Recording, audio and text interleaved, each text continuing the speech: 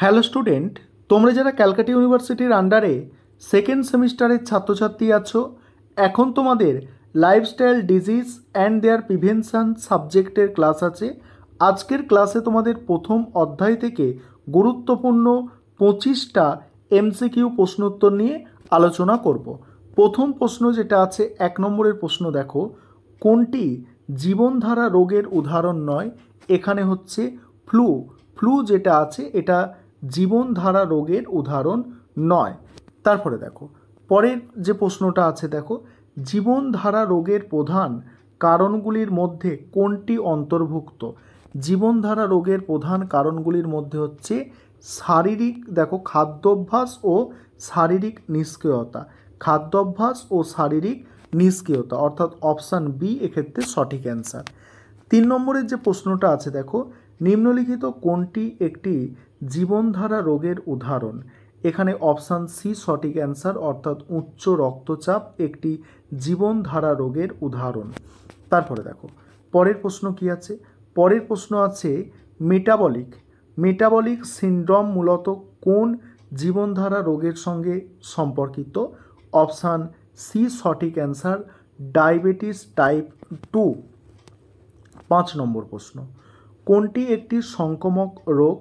Influenza হচ্ছে এখানে একটা সংক্রামক রোগ, অর্থাৎ অপশান বি এক্ষেত্রে সঠিক অ্যান্সার।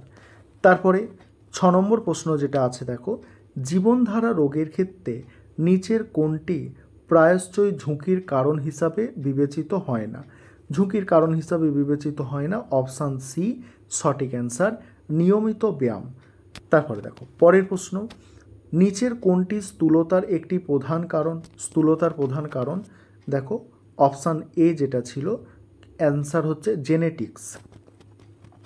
8 প্রশ্ন, কোনটি একটি জীবনধারা রোগ নয়? এখানে অপশান অনুযায়ী দেখো অ্যাপেন্ডিসাইট একটা জীবনধারা রোগ নয়। তারপর দেখো জীবনধারা রোগের ক্ষেত্রে কোনটি সবচেয়ে বড় প্রভাব ফেলে? কোনটা সবচেয়ে বড় প্রভাব ফেলে?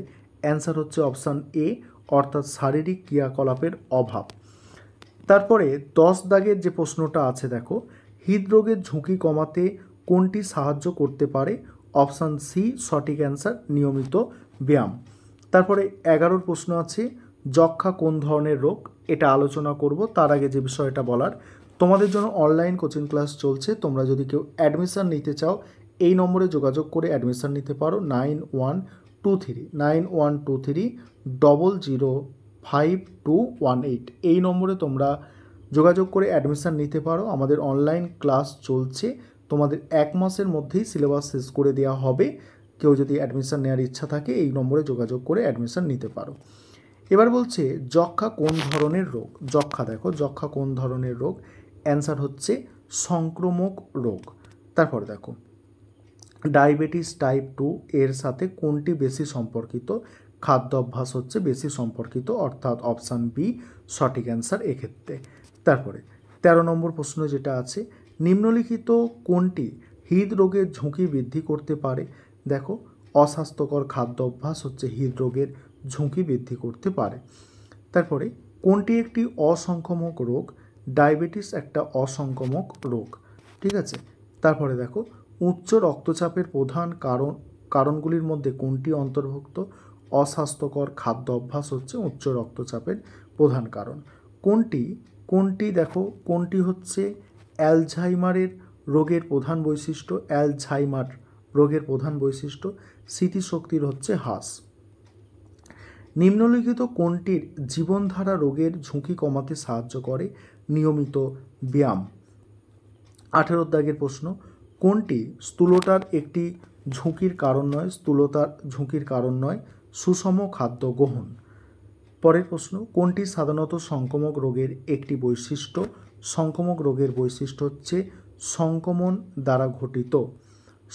দ্বারা ঘটিত। কোনটি একটি অজীবনধারা রোগ?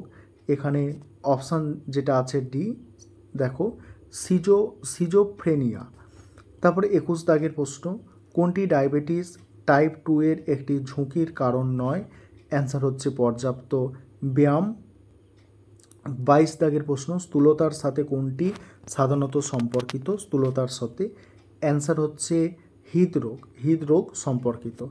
23 উচ্চ রক্তচাপ সাধারণত কোনটির সাথে সম্পর্কিত? শারীরিক নিষ্ক্রিয়তার সঙ্গে সম্পর্কিত। অস্থির জীবনধারা কোনটির সাথে সবচেয়ে বেশি সম্পর্কিত? অস্থির জীবনধারা, অ্যান্সার হচ্ছে জীবনধারার রোগ। তারপর 25 দাগের প্রশ্ন, একটি জীবনধারা রোগের উদাহরণ নয়। ম্যালেরিয়া একটি জীবনধারা রোগের উদাহরণ নয়। এই ছিল তোমাদের আজকে গুরুত্বপূর্ণ 25টা MCQ প্রশ্নোত্তর।